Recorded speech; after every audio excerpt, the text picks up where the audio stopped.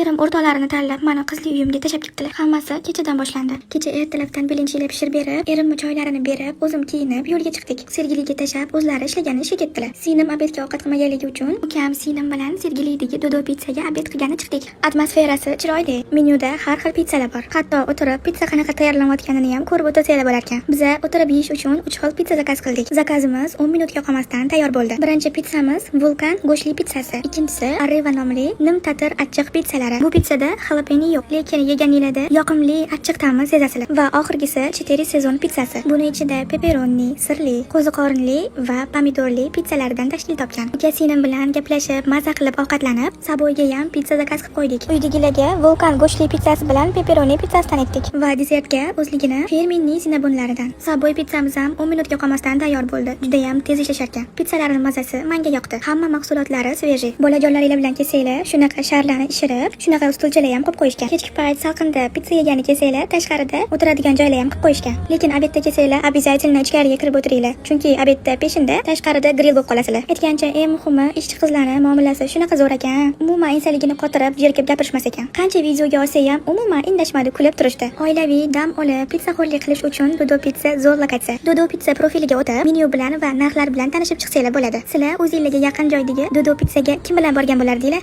Aytgancha, Dodo pizzani Sergelidagi filiali Dehqon bozori bilan Moshina bozori o'rtasidagi binoda joylashgan. Keyin uyga qaytib, kech tushganda erimni kutib o'tirdim, telefon qilib, "Men bugun kontrga boraman, uyingda qovurgin" deb aytdilar. Shunaqa qilib meni olib ketmadilar. Qizli uyimda qolib ketdim.